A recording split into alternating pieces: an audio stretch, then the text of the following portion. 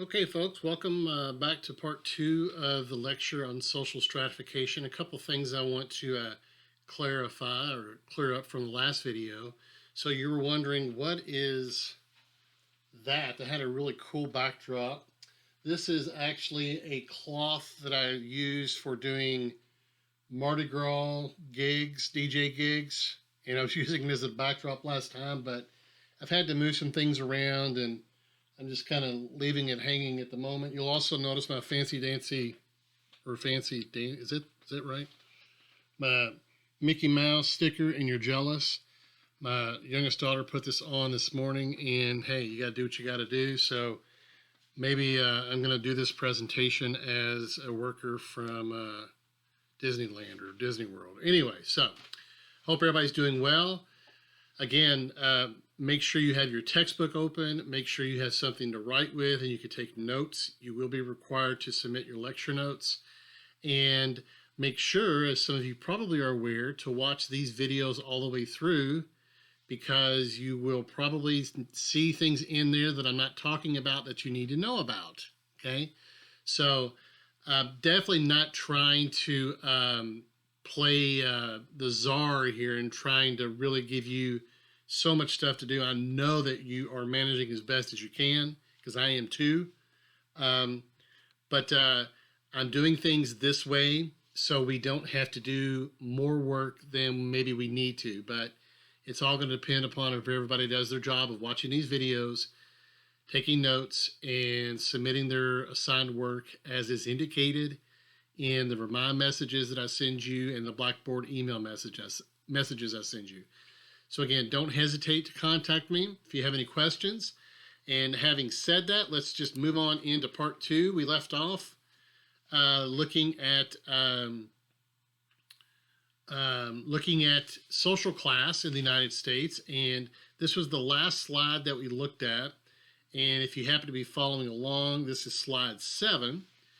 And we looked at the income and wealth charts, the global pie charts. I'm sorry, not the global pie charts, but the pie charts of income and wealth. And we started talking about inequality. We started off talking about the difference between stratification and inequality. And we're going to continue on, moving on into slide 8. Before I do, I will let you know that I have a timer on, and I'm going to try to keep these lectures limited to about 17 to 20 minutes in length. So when that timer goes off, we will start wrapping things up and moving on to the next thing we have to do. So this slide here is not in your textbook. I'm sitting here telling you to have your textbook open, but I don't have mine open right here in front of me, but you could handle it, I'm sure. But anyway, this is not in your textbook. This is something that I made based upon material in your textbook. And I would invite you to sort of look at this with a keen eye of sorts. All right, something I want to make sure I've got the pointer on here. This helps me see what we're doing here. So look at the very top of this chart. I may give you an assignment based on this chart, something like this, but I may not. But we're starting to break down social class, and we talked about this last time. We talked about what makes up social class. We mentioned income and wealth, and we're now looking at some more indicators. A really key indicator of social class standing is education. And so when you think about this, and I'm going to write this up on our handy dandy dry erase board. Oh, by the way, so I'm working on the lighting. This will get better, so just be patient with me. I'll make the lighting better. But if you think about social class, and we looked at this as how do you get power, and we're talking about social class. Okay, and the things that make up social class, wealth and income is a part of that. when you start to ask yourself some questions about this, okay, again, I'll make this better, but for the time being, we're going to go with this. Hopefully you can see that well enough. And it's probably close, but anyway, so you start asking the question, how do you get income? How do you get money? And your answer would be work, right? Well, the kind of work you do depends upon how much money you make. Well, we like to think that people, and generally this is the case, people that have better jobs make more money. Okay, well, how do you get a better job? And you think, well, what are the better jobs that make a lot of money? You might say lawyers, doctors, financial professionals. Okay, so we think about type of work. And now we're not just talking about how you get rich here. Okay, we're talking about people from all social class backgrounds. Okay. And we're putting this in the context of inequality and stratification. So, how else do you get money? Well, what if it is something you inherit? Okay? So, family is at play here too. Okay? Family background. All right? So, I mentioned some of those things because we also need to say, in terms of work, the kind of job you have is going to be an indicator of how much money you make. Well, how do people get better jobs? What kind of background and training do they need to have? And that is when you bring into the equation education, right? And so that's where, education, you could put that over here somewhere. Hopefully it's not off the screen, okay? So, education is going to affect work, and work is going to affect how much money you make. Right? So, let's move on. So, coming back to the slide here, we have education at the top. We have, let me back up, sorry about that. We have education at the top. We have occupation, the kind of work that people do, and how much money they make. And what I've done here is I've taken the information from the textbook and I've plotted it out into this chart, okay? Now, what I would like to impress upon you is when you look at this, I usually call this, table the no-duh table, all right? Well, why do I call it the no-duh? Well, when you look at this, you think, well, of course, right? People that are upper class, upper, usually have higher education. They usually have some of the better paying jobs. And yeah, some of their money comes from family. And we also know that that's a really small percentage of the population in our country. And this is in the United States, okay? So when you start looking at this, you could take any block and say, well, yeah, we know that people that work in lower managers and foremen, supervisors, your bosses that you may have in retail and restaurants, kind of a thing, they're generally considered average middle, and this is about how much money they make, and this is, what makes up the population. This is how much education that they have. What's really powerful about this, and this is going to be important as we look at some items in the next PowerPoint.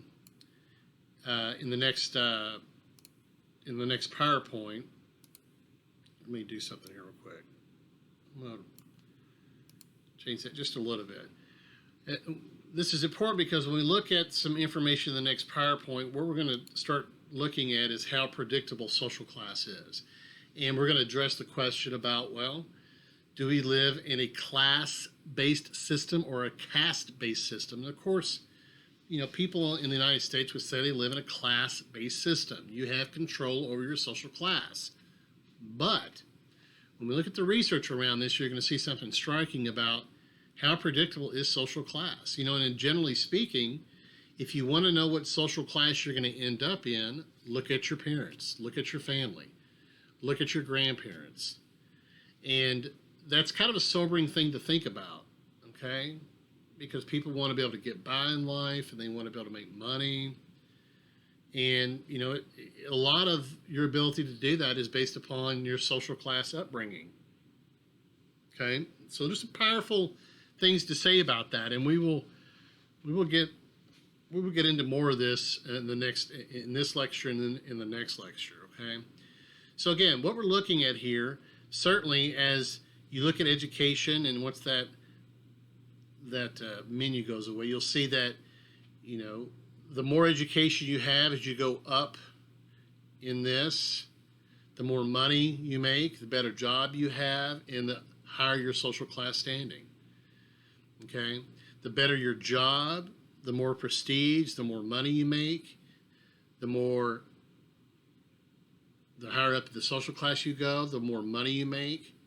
And, you ask a question, well, does education matter in terms of occupation? Well, you look at this and you see. Education is an extremely powerful indicator of how much, or the kind of job that you're going to have. An extremely powerful indicator. This is why certainly in the college environment, we really try to impress upon students to stay in school and finish your degree. That is a leveling factor, if you will, across social class. Okay, so even if you are on the poorer end of the spectrum, you get that education, and that is something that you do have control over. And, the more education you have, the better you do in school, the better job you have, the more money you make, and that stuff is relevant in terms of the kind of life that you and your family will live. Really powerful stuff, right? Something I've not said anything about, looking over here in the percent of the population, we have the largest gap between the richest and the poor, or the rich and everybody else. We have the largest gap in the United States compared to any industrialized nation in the world. We have a lot of income inequality, okay? And so this is also one of those topics that we cover, that I cover with my students, and we're going to continue to cover information here that's going to be striking to you. And some of you have an idea about the gap between rich and poor in our country. And some of you may not be as informed about what the data says on this, okay? This is not a matter of right and wrong. This is not a matter of politics. You look at this data, you look at this research, and then you make conclusions about that. So we're going to keep focused on the data and the research on this to really dig into understanding stratification and inequality. And again, these are, looking at dimensions of power, okay? And so when you start talking about power, it's kind of hard to separate that from people making observations and developing perspective associated with power, with politics. So certainly power and politics do go hand in hand here, but what we're focusing on in this chapter is looking at the data around social stratification and inequality. Okay, so moving on to the next slide. And you can see this in your book. What are some characteristics? What are some stereotypes, maybe in some cases? And we're going to look at the terms stereotype and related terms here pretty soon. But, who are the uppers? What kind of lifestyle do they live? What kind of families are they? This is sometimes looked at as a lifestyle, the rich and the famous. These are the ones that sometimes, or you'll see on TV more recently. Uppers. Lower uppers are more the working rich. And again, you can review some of this material in the chapter. This is kind of, again, coinciding with the chart that I showed you that had social class, education, occupation, income. And, this is some further information on that. I want to move into looking at these slides. This is a dimension of social class, stratification, inequality that's not exactly in your textbook, but I wanted to put things in context in the state of Kentucky and even in Owensboro-Davis County. So what you're looking at here is median household income by state. This is as of 2006. This is data from the U.S. Census Bureau. You see it down there. I wonder if I can get rid of this menu from showing. It's getting on my nerves. I don't see that I can. I'll leave it alone for now. So what I've done here is I've screenshot this from a Census Bureau website, okay? And again, the Census Bureau does a lot more than just a census survey.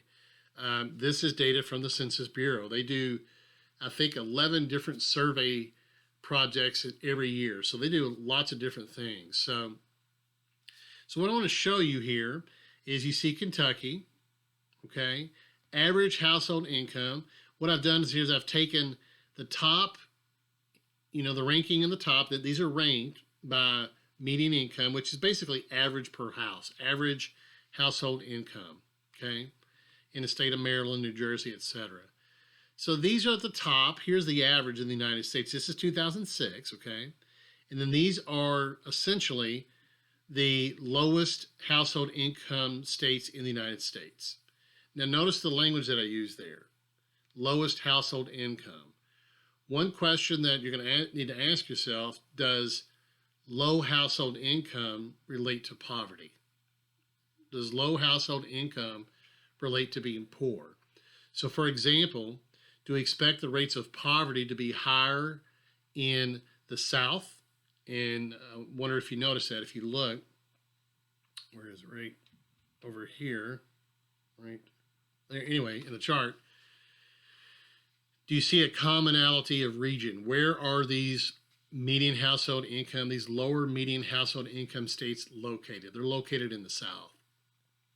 Kentucky, Louisiana, Alabama, Oklahoma, Arkansas, West Virginia, Mississippi. Poorest, I want to be careful. Not necessarily the poorest state, but looking at this chart, the lowest median household income state in the nation in 2006. Now I want to show you something.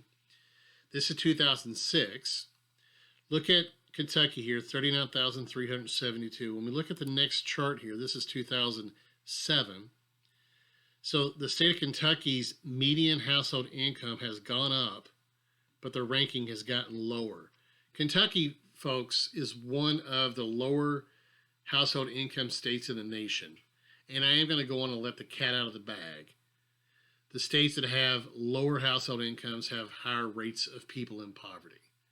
The states that have higher median household income have lower rates of people in poverty. Okay. One item that we usually talk about in class when we start covering this material is people will say, well, the reason why household income is lower in the state of Kentucky is because cost of living is lower. Okay. In some cases, there is some accuracy to that, but it doesn't work across the board. Okay. So it may work in terms of the cost of a home, but it does not work in terms of your student loan payment. It doesn't always work in terms of the cost of food. It doesn't always work in terms of the cost of insurance. So that is an element of this, cost of living, but that doesn't account for why income is lower in the South, okay? So we're about to run out of time here, but I'm gonna extend this by a couple of minutes to make sure we get through these charts. Okay, so 2007, now here again, another question we want to pose as we go through and look at more recent data. This is 2008. Notice that the states are at the bottom, staying the bottom. So while their median household income goes up, they don't go up in ranking. And you ask the question, well, how's that the case? So in the state of Kentucky, over time, our median household income is going up, but in terms of how we rank to other states, we still are at the bottom. Well, keep in mind that other states are going up too. So other states are doing things within their state to increase education, to increase occupation, opportunities for work. People are making more money on average, but culture changes not just at the state level, but it changes regionally. People are changing and people are doing different things. It changes nationally as well. So getting out of poverty at the state level, it's difficult for large groups of people, societies, to really make a lot of change in the context of a larger society. So, if we wanted to see an incredible amount of change in the short term in terms of average household income, in order to break that cycle, we would have to do something remarkable in our state to really cause an increase in people's household income. And we generally don't see that happening at any state. States don't make, governments don't make, private industry doesn't make a substantial amount of change in the course of a couple of years. Maybe over the course of decades, there's change. But keep in mind that all communities, all cities, all states are making changes and adapting to the economy and that sort of thing over time. So just moving through this, again, you see much of more of the same. The states that are in the bottom stay in the bottom. The states are at the top stay in the top. Okay. And you can see where we end up here in the 2011, 2013. All right. So now we're looking at a map of poverty. This is based on 2015. This is in your textbook. Okay. So this is not looking at median household income. Okay. This is looking at the percentage of population below the poverty level. So when I ask you the question, well, what do we mean by poverty? What does that translate to? Okay. And I would just ask you to keep in mind these kinds of things. Does it means lower wealth? It means lower income. It means usually less education. It usually means a labor market that doesn't allow people to make a lot of money. Think communities that have high rates of minimum wage jobs and that sort of thing. Okay. So that's something to keep in mind. So going back here and looking at this map. Now, this is the first map that we're looking at, but we will be looking a lot at maps going forward the rest of the semester. So here's what I'm going to draw to your attention. Where are the rates of high poverty? Well, they are in the South. They are in the Delta region of Mississippi, along in the southeast here. They are in eastern Kentucky, one of the poorest places. Let me make this a little bit larger, maybe not much larger. So they are in the Southwest. They are where, and now we bring in the equation of race to this. Who lives out here in South Dakota in these high rates of poverty? Who lives out here? Those are Native Americans. Those are reservations. Okay. This is where Hispanics are highly concentrated here in the Southwest. This is where the African American population is concentrated in the Southwest and the Southeast. This is where white people live. So no, poverty is not exclusive to race, but race matters in terms of inequality, right? Social class matters in terms of inequality, right? Sexual inequality, gender stratification matters in terms of inequality. So again, these are all topics that we're going to continue to cover over the next several weeks.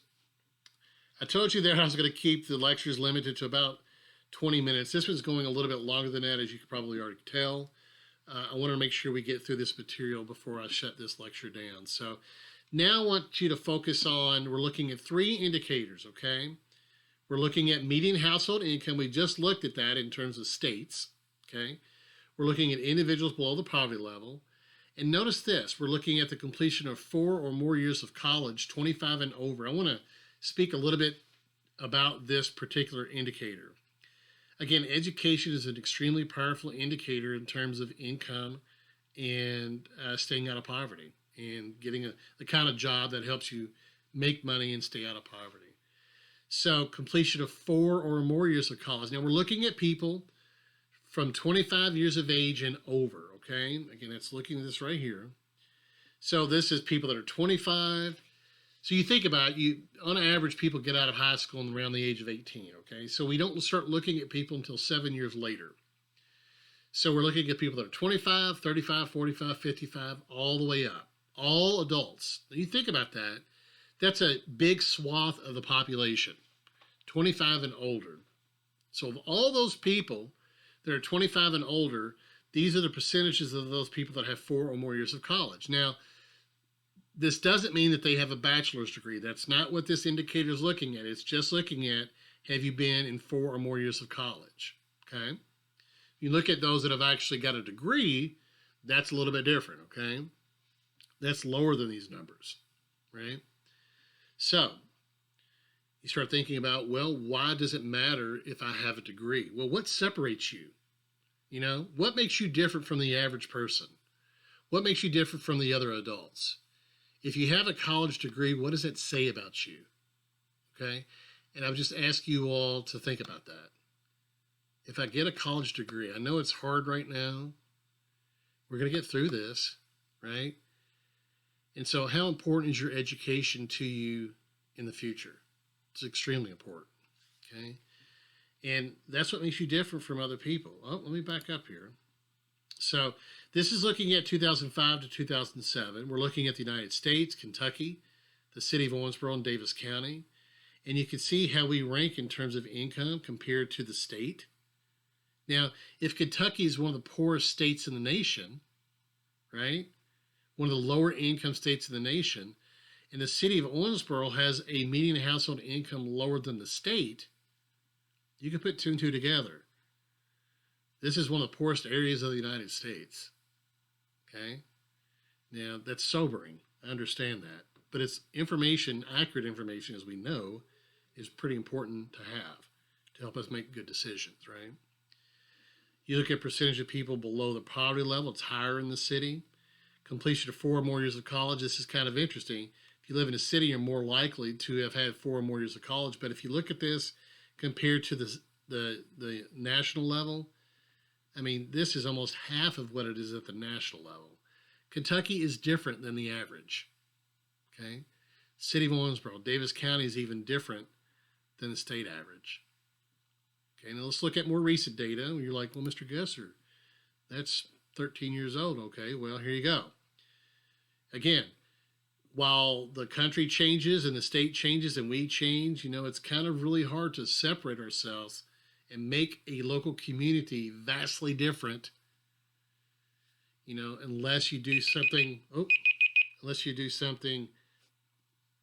extremely different to change your income, to change your work environment. And this is why communities do things like build downtown playgrounds, okay? Communities have to change. Something I ask students around this time of the semester when we're in class is how many people see themselves, living someplace else in the next 10, 15 years than where you live now. Owensboro, Davis County in this area has a very serious problem with people that are the best in the community, the ones that do well in high school, that go to college, that do get education, and they leave. And what does that leave the community with, right? Looking at some more recent data, this is hot off the presses. I just pulled this a couple of days ago. We can see increases here, okay? We can see increases in bachelor's degree attainments, all right? But, you can see how the state has changed and the United States has changed too, okay? All right, so we're going to stop right there, all right? And as I've mentioned to you before, make sure that you take your notes, do anything that I have indicated to do within this video. And sometimes as you watch the video, you will see where it says pause and write something down. And make sure you follow through and do those kinds of things, okay? If you do your work like you're supposed to do, we'll get through the semester, you'll be fine, and we'll come out of this stronger. Remember, don't touch your face, and I have a tendency to do that. Wash your hands, practice safe social distance, and take care of your family and your friends as best as you can. I'll see you in the next lecture. Peace.